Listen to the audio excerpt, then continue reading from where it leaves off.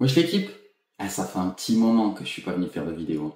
Alors carrément ça va faire un mois que j'ai pas fait de vidéo. Mais je t'avoue, il y a une petite raison pour laquelle j'ai pas du tout fait de vidéo parce que j'étais ultra pris. La dernière vidéo que je t'ai postée, c'était celle sur le Airbnb.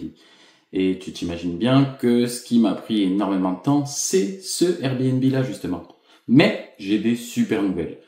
Est-ce que je vais t'en parler dans cette vidéo? Pas vraiment, parce que j'ai envie de te faire une vidéo dédiée où en plus je te montre à quoi ressemble le Airbnb maintenant. Mais la seule chose que je peux te dire, c'est que depuis que je l'ai mis en location, c'était le 15 août, il a été full tout le temps. En 15 jours, avec ma femme, on est passé super haut sur Airbnb parce que on a essayé de donner un service plus que parfait, vraiment un truc 5 étoiles. Et on est déjà sur des nouveaux bails d'Airbnb parce que faut dire ce qui est, ça chiffre fort Airbnb. Bref. Septembre, c'est encore une fois la meilleure période pour te lancer en ligne sur les réseaux et pour commencer à générer de la thune en fait depuis Internet. Et j'ai envie de t'expliquer aussi pourquoi dans cette vidéo, pour moi, septembre c'est la meilleure période pour te lancer en ligne. Que tu fasses de l'infoproduit, que tu fasses de l'e-com, que tu fasses... En fait, peu importe ce que tu fais, septembre, c'est vraiment la période à laquelle tu peux te lancer. Tu vas commencer à tester pas mal de trucs. Et en quelques mois, tu vas vite voir si c'est fait pour toi ou pas. Et en fait, les raisons pour lesquelles septembre, c'est vraiment la meilleure période, il y en a plusieurs. La première raison, c'est que c'est tout simplement la rentrée scolaire. Et c'est pour ça que tu as une vidéo de moi aujourd'hui, parce que ça fait un mois qu'avec le Airbnb, j'arrête pas. Mais en plus de ça, il y avait les enfants à la maison. Parce que vacances scolaires, donc enfants à la maison. Je les mets pas au centre aéré, je suis pas trop pour le fait de les mettre au centre aéré. Donc j'ai passé énormément de temps avec les enfants, on a fait pas mal d'activités, on s'est beaucoup occupé de ce petit appartement Airbnb où il fallait absolument tout faire. Mais une des raisons principales pour lesquelles septembre, c'est une des meilleures périodes pour se lancer en ligne, c'est parce que c'est la rentrée scolaire. Et qui dit rentrée scolaire dit en fait des élèves qui vont rentrer dans un cursus universitaire ou peu importe, et ça va pas leur plaire. Et tous ces gens à qui ça ne va pas plaire, ils vont chercher des alternatives. Et les meilleures alternatives qu'ils vont trouver, en tout cas celles qui se présenteront à eux le plus facilement, c'est des alternatives en ligne. Donc te lancer en ligne en septembre, ça va te permettre de surfer sur cette vague de gens qui sont pas contents de ce qui se passe à la rentrée et qui veulent changer. Ça va aussi te permettre de focaliser sur les gens qui ont repris le taf. Ça faisait 2, 3, 4 semaines que les gens étaient en vacances. Ils arrivent le lundi de la rentrée au bureau et ils se rendent compte que en fait ils aiment toujours pas leur taf. Ce qui leur cassait les couilles dans leur taf avant les vacances, leur casse les couilles encore aujourd'hui. Donc ces gens-là vont aussi chercher un moyen pour faire de la thune, changer de vie, changer de milieu, changer de perspective d'avenir. Et c'est là que toi, tu vas pouvoir leur donner des connaissances à toi et que tu vas pouvoir leur apprendre un max de trucs, tout simplement parce que ces gens sont en recherche de changement. Et si, excusez-moi l'équipe, et si le changement que toi tu vas proposer leur convient, tu seras la première option de ces gens-là. Ils vont pas quitter leur taf pour suivre tes infoproduits, pour suivre tes formations ou pour suivre tes coachings. Par contre, tu peux clairement les aider à changer quelque chose de leur vie et améliorer leur quotidien tout simplement.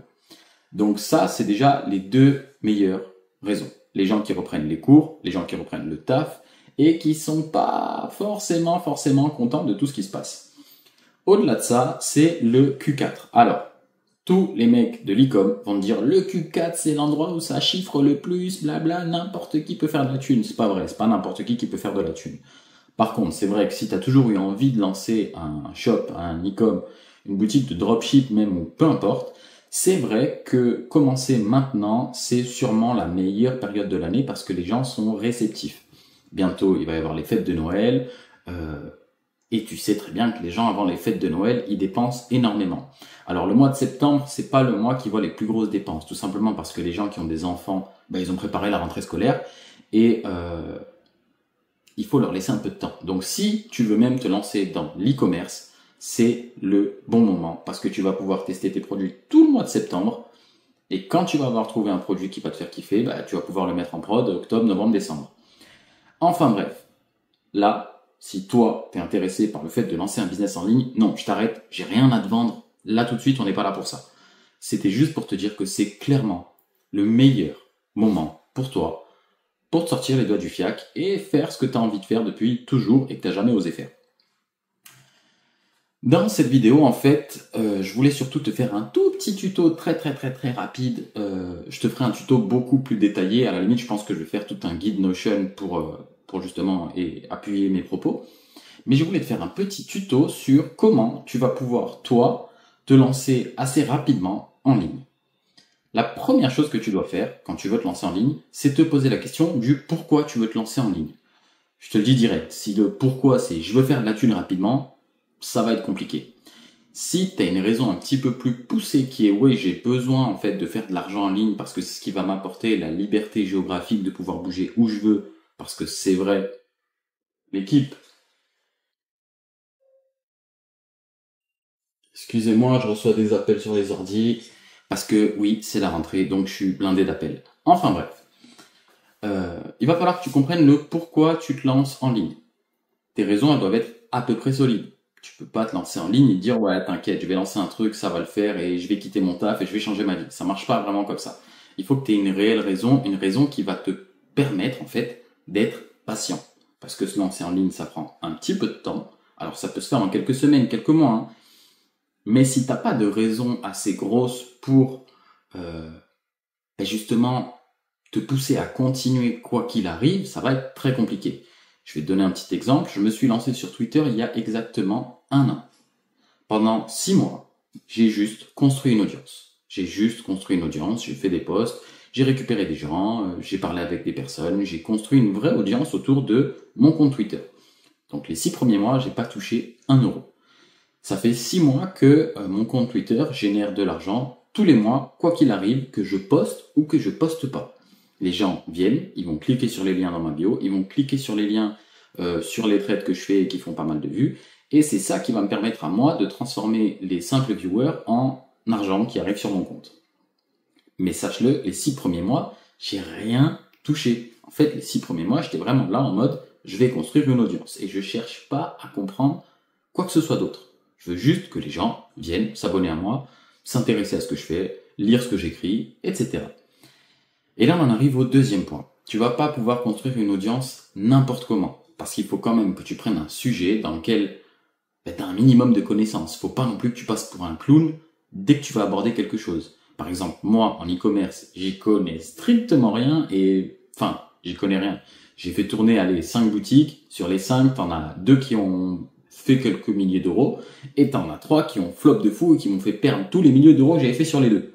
Donc, jamais je pourrais venir et te dire, je vais te faire une formation e-commerce, tout simplement parce que moi, j'en ai pas les compétences et que je vais très vite passer pour un clown. Le but, c'est pas que tu passes pour un clown. Donc, choisis une compétence, un milieu, une niche, et encore, j'aime pas dire choisis une niche parce que pour moi, les êtres humains sont un peu plus que ça, mais choisis un sujet dans lequel tu vas pouvoir parler sans passer pour un clown. Ensuite, tu vas juste construire ton audience. C'est-à-dire que tu vas leur envoyer un max de valeur. Chaque jour, tu vas te pointer sur le réseau que tu as choisi, poster, montrer que tu sais de quoi tu parles et que les astuces que tu donnes, en fait, les cas pratiques que tu donnes, les exemples, sont réels et aident vraiment un maximum de monde. Et le fait de faire ça va faire qu'une audience va venir s'accrocher à toi. Et pour qu'une audience s'accroche à toi, c'est vraiment pas compliqué. Il faut juste que tu donnes de la vraie valeur. Si tu as monté une entreprise dans la vraie vie, par exemple, tu as été freelance, et on va dire que le fait d'être freelance, t'a permis de trouver des clients. En tout cas, tu as trouvé des moyens pour, à toi, te ramener des clients. Ça, c'est une compétence que tu peux apprendre à d'autres personnes. Et c'est cette compétence, en fait, qui va faire que les gens viennent s'accrocher à toi.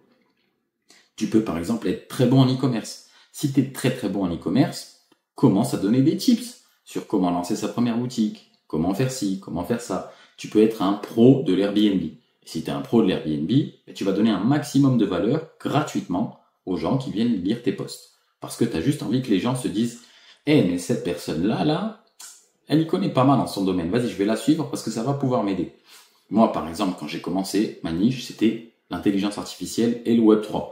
Web3 parce que j'étais dedans depuis 2016. Donc, j'étais dans la blockchain avant Binance. Donc, autant dire que j'avais quelques cartes en main, j'avais travaillé avec d'énormes projets, j'avais monté des projets même seul.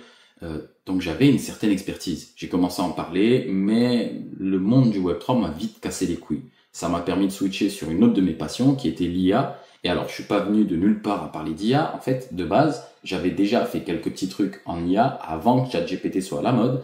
Et ce qui m'a rendu tout à fait légitime pour venir expliquer aux gens comment vous allez utiliser l'IA dans vos business, comment vous allez utiliser l'IA dans vos vies. Donc ça, il va falloir que toi, tu choisisses quelque chose qui, à toi, t'importe, à toi te plaît, et surtout, dans lequel tu vas pouvoir donner de la valeur à des gens qui sont complètement débutants. On veut pas que tu sois un expert, on veut juste que tu sois assez bon pour donner de la valeur à des gens qui sont moins bons que toi ou qui débutent tout simplement. Et ensuite, une fois que tu as créé cette audience, que l'audience te fait confiance, qu'elle sait que tu racontes pas de la merde et que tu fais pas n'importe quoi, et c'est à ce moment-là que tu vas pouvoir monétiser ton audience, peu importe ce que tu fais. Comme je t'ai dit, que ce soit de l'infoproduit, de l'e-commerce, du coaching, bref, il y a 1000 manières de monétiser une audience. Tu peux même juste faire des posts payés par des marques. Mais en tout cas, il va falloir que dans un premier temps, tu mettes tout ça en place pour à la fin monétiser ton audience et soit leur vendre quelque chose qui les intéresse, soit les amener vers un produit que tu auras créé qui va les aider dans leur chemin à eux. Ce petit tuto, il est très très très simple. C'est pour ça que, comme je t'ai dit en début de vidéo, je pense que je vais en faire un tuto. Et d'ailleurs, j'ai déjà un guide complet que je vais peut-être te mettre dans la description. Normalement, je le partageais que sur mon autre chaîne, celle qui est qu'à base d'IA, de Web3, de technologie, etc. Mais en vrai, je me dis que ça peut aider tout le monde. Donc, tant qu'à faire, je vais le mettre ici aussi. Voilà, cette vidéo s'arrête là. Je vais, comme d'habitude, et comme je te dis comme d'habitude, ça fait 1 mois que j'ai pas fait de vidéo. Mais en attendant, comme d'habitude, je vais reprendre les vidéos de manière très, je sais plus comment on dit. Bref, je vais reprendre les vidéos, donc tu vas me voir assez souvent. Si tu veux plus de tips pour monétiser ton audience, je sais pas, moi, changer ta vie, te lancer en ligne, ou tout simplement si tu veux continuer à écouter mes conseils, parce que je pense que mes conseils peuvent éventuellement vous servir à vous tous qui regardez cette vidéo, eh bien, abonne-toi à la chaîne, lâche ton like parce que ça me fait un petit peu plus de reach, parce qu'il faut dire ce qui est la chaîne YouTube, quand tu arrêtes de poster, il n'y a plus aucune vue. Donc, likez, abonnez-vous, commentez, juste histoire de donner un petit coup de main. Et moi, je vous dis à très bientôt. Et je pense que la prochaine vidéo sera celle dans le Airbnb, parce que j'ai vraiment envie de vous montrer ce qu'on en a fait. On en a fait un petit bijou. Et franchement, je suis plutôt fier de nous. D'ailleurs, c'est un truc je savais pas, mais Airbnb, ça me plaît plutôt bien. C'est vrai que le truc des check-out tard le soir, des check-in tôt le matin, etc., c'est un petit peu chiant parce que nous, on a opté pour un check-in physique, c'est-à-dire qu'on vient accueillir les gens et on vient leur dire au revoir, leur récupérer les clés. C'est sûr que c'était plus simple si on avait tout automatisé, mais c'était vraiment pas le but. Nous, on voulait vraiment offrir un service 5 étoiles. Et bref, je te raconterai tout ça dans le vlog qui sera dédié au Airbnb. Et aussi, je te raconterai comment on a fait au niveau société, au niveau de la ville, pour se déclarer au niveau de la ville, comment on a fait pour Airbnb pour avoir une annonce qui est remontée dans les top annonces presque tout de suite. Bref, il y a plein de petites astuces que j'ai envie de partager avec toi sur un business que tu vas peut-être jamais faire, mais qui est quand même intéressant à connaître.